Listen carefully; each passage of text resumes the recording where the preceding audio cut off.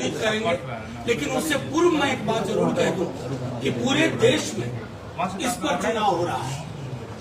नौकरी, रोजगार, आर्थिक न्याय, लाख कोशिश कर ली हमारे माननीय प्रधानमंत्री जी और उनकी टीम ने, लेकिन चुनाव, परिवर्तन पत्र, न्याय की गारंटी, आमदनी बढ़े, आय की असमानता घटे और हर घर में नौकरी मिले, इस प्रतिबद्धता के साथ तेजस्वी जी 150 से ज्यादा सभाएं कर चुके हैं। बावजूद उसके 170 सभाएं हो चुकी हैं। तो मैं उस संदर्भ में आप सबों को कहूंगा, आप ये तय करें कि आज भारत के संविधान की रक्षा का समय है, आरक्षण बचाने का समय है, युवाओं के रोजगार पर बात हो न कि भैंस पर। मैं समझता हूँ उस विमर्श को तेजस्वी जी आगे ले जाने में सक्षम हुए हैं और मैं अब आग्रह करूंगा माननीय नेता प्रतिपक्ष से कि आप लोगों को संबोधित करें। अभी हमारे इलेक्ट्रॉनिक मीडिया, प्रिंट मीडिया, हमारे जितने यूट्यूब चैनल्स की साथी हैं, सभी लोगों का स्वागत करते हैं। और जैसा मनोज जी ने बताया कि बहुत ही शॉर्ट नोटिस पे आप सब लोगों को निमंत्रण दिया गया और आप सब लोग हैं, इसके लिए सभी लोगों को धन्यवाद देते हैं। अगला 20 तारीख को सारण में चुनाव होने जा रहा है और पूरे देश में जो माहौल है, देश की जनता, खासतौर की बिहार की जनता सवाल पूछ रही है कि 10 साल में बिहार के लिए क्या किया गया। प्रचंड बहुमत बिहार के लोगों ने 40 में से 39 सीटें भाजपा को देने का काम किया और प्रधानमंत्री जी ने कई एक वादे बिहार के लिए किए। हम तो उनका टेप रिकॉर्डर भी लेकर साथ में चलते हैं। जो वादे उन्होंने किए उसमें सबसे पहला किया गया था बिहार को स्पेशल स्टेटस देंगे, स्पेशल पैकेज देंगे, स्पेशल अटेंशन देंगे, बंद चीनी मिल को जो है वो चालू कराएंगे।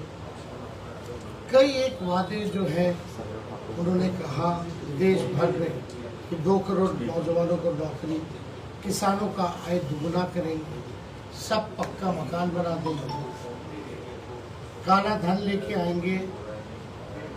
एक भी वादा जो है प्रधानमंत्री जी का पूरा नहीं। 39 साल से दूर, लेकिन आप देखिएगा प्रधानमंत्री जी बिहार भी है, 8-9 बार आ चुके प्रधानमंत्री जी, रात्रि विश्राम भी किया, रोड शो भी किया, जो प्रचार में जो कर सकते थे सब कुछ किया। कई बार भाषण उन्होंने दिया, हम लोगों ने सुना, लेकिन भाषण में 10 साल का हिसाब कि बिहार के लिए उन्होंने क्या किया ये कहीं नहीं था। और हम लोग नहीं इस वजह से हटाया गया, लेकिन लोग अब हिसाब मांग रहे हैं कि आपने सारण के लिए क्या किया। 10 साल आपको मौका मिला, 10 साल में आपने सारण के नागरिकों के जीवन में क्या परिवर्तन लाया जो पहले नहीं। और वो तो खुद ही आजकल मान रहे हैं कि हमको जो है, हम नहीं लड़ रहे, मोदी जी लड़ रहे हैं, यानी खुद को ही जो है असफल घोषित कर दी कि हम असफल सांसद हैं। आप तो भाई मोदी जी को देख के वोट दीजिए।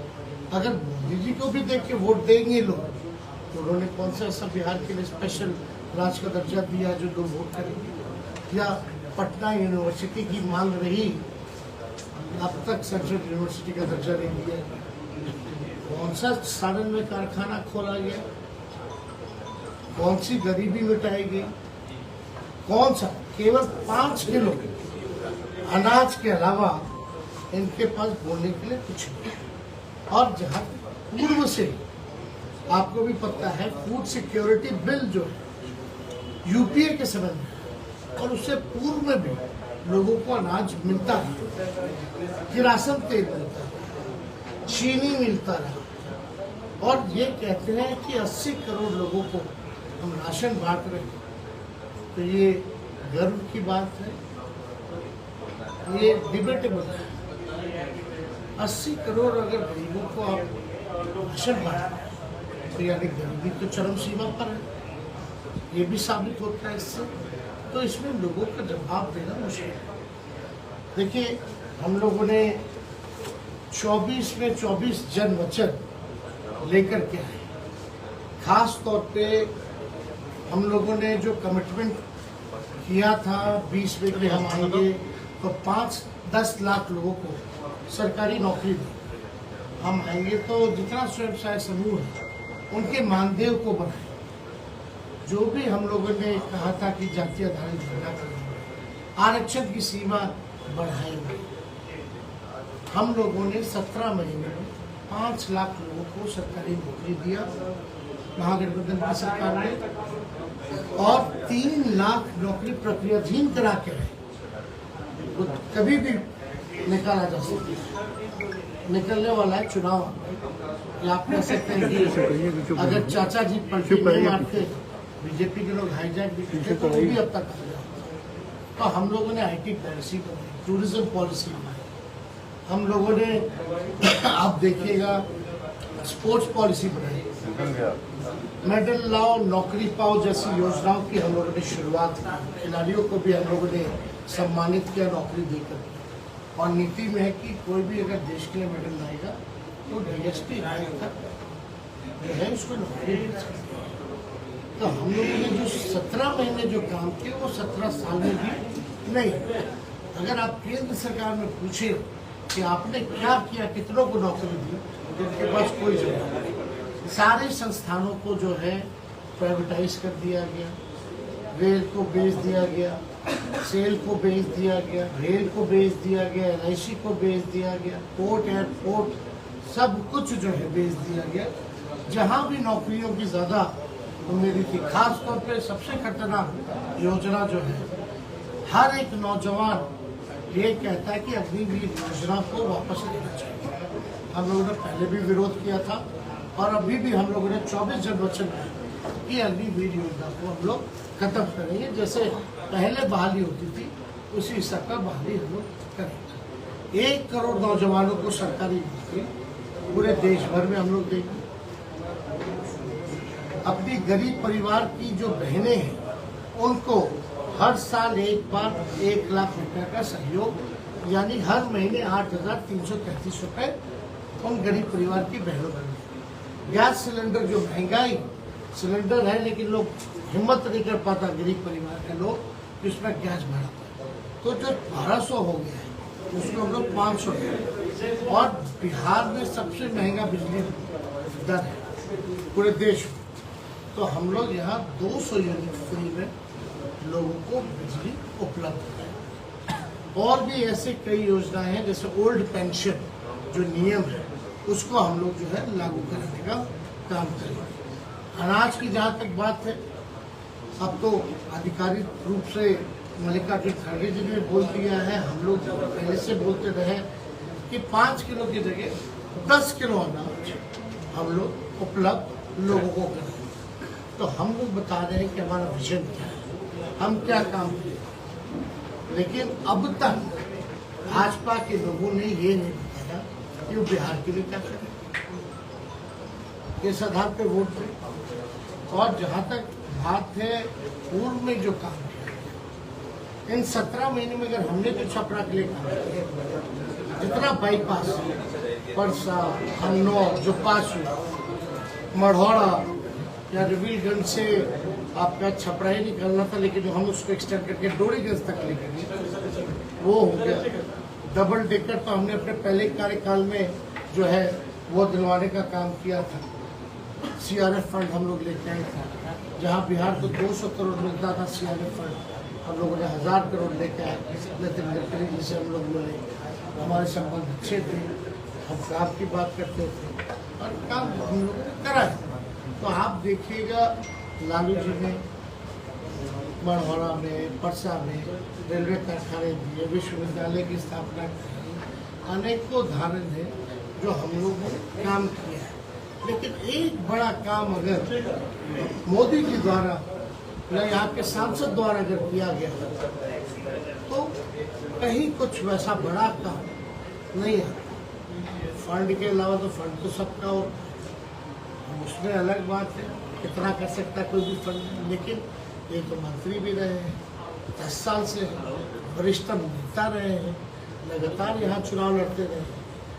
तो हमको जहाँ तक लगता है कि अब सारण की जनता को पूरा मन बना लिया है कि सारण में इस बार परिवर्तन होगा, और इस बार हमारी जो बहन जो चुनाव लड़ रही है रोहिणी अच्छा, वो भारी मतों से सारण लोकसभा से चुनाव। और कुछ सवाल तो लगातार आरोप लग रहा है, आरोप जो लग रहा है, आरोप जो लग रहा है तरह तरह का, उस पर क्या कहेंगे आप? हमने लाई है। राजीव प्रताप रूढ़ी से कल हमारी बात हुई, मैंने उनको बोला, आपने परसों सभा में ये कहा था कि अमनौर का बाईपास डबल डेकर करेगी, तो तमाम मेरी योजना है। आर्थिक का विभाग कौन है? वो मंत्री थे क्या? गजब बात है। हम फाइल दिखाए, उनका साइन है, मेरा साइन है। उन्होंने रिव्यू मीटिंग की, आप मेरे ट्विटर हैंडल पे जाइए, उसमें मिलेगा आपको समीक्षा करते हुए कुछ रोडों पर। जी, अगर नहीं है तमाम योजनाओं पे तो वो अपनी दावा कर रहे हैं, भाई मैंने करवाया है, 33,000 करोड़ की योजना मेरी चल रही है, बोल रहे हैं। चलिए कई तरह का आरोप लग रहा है। महीने में पास हुआ कि नहीं हुआ, है कि नहीं? और पूर्व में भी देखिए, जब फर्स्ट टाइम बने थे उस समय कई रोड आरसीडी के द्वारा जो है हम लोगों ने दिए थे। सर आपने बोला कल बता रहे थे कि आरसीडी मेरे पास, ग्रामीण कार्ड मेरे पास, हमारे पिता की कर्म भूमि रही, हमारी अपना लगाव है सारण से।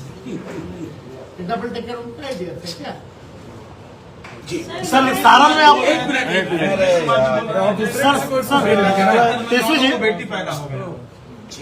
आशीर्वाद है। सर इस तरह की भाषा का उपयोग राजनीति में सर विपक्ष के लोग तेजस्वी जी एक चीज बताइए। सर मेरा अब कल योगी जी आए थे और योगी जी ने कहा कि अभी का जो चुनाव है ये चुनाव मतलब राष्ट्र ये रामद्रोही, मतलब कि राम के विरोधी और राम के समर्थकों के बीच हो गया है। उन्होंने सीधे धर्म से जोड़ा इस चुनाव। हमारे घर में भी और राम सकते हैं, लेकिन एक बात को समझना, हम देश के सांसद को चुने, लोग चाहते हैं बेहतर अस्पताल, लोगों को नौकरी मिले, महंगाई कम, उनके क्षेत्र में कारखाने लगे, अच्छी शिक्षा मिले, बेरोजगारी और पलायन से मुक्ति पाए, गरीबी से मुक्ति पाए। इस दिशा में सुविधा तो अपनी जगह है। तो इसमें कोई सर्टिफिकेट कोई अगर बांटने वाला तो क्या वो अधराई है सर्टिफिकेट बांटने वाला? बिहार में आपको बता दें, यही योगी जी जो है यूपी से हम लोगों ने लोगों को नौकरी दी थी, उनके दल के प्रवक्ता हूँ। सर उनके दल के बीजेपी के तमाम जो सेंट्रल के बड़े लीडर्स हैं वो खासकर बिहार और खासकर सारण में विजिट किया है, और जब भी वो यहाँ आते हैं वो कहते हैं कि ये डिजिटल समय है, अगर आप लालटेन को वोट देंगे तो आप डिजिटल समय कब आया है? किसने लाया? आईटी की शुरुआत किसने की? से शुरू हो, मोबाइल फोन तो तभी आया, मोबाइल फोन तो बीजेपी लेके आई क्या?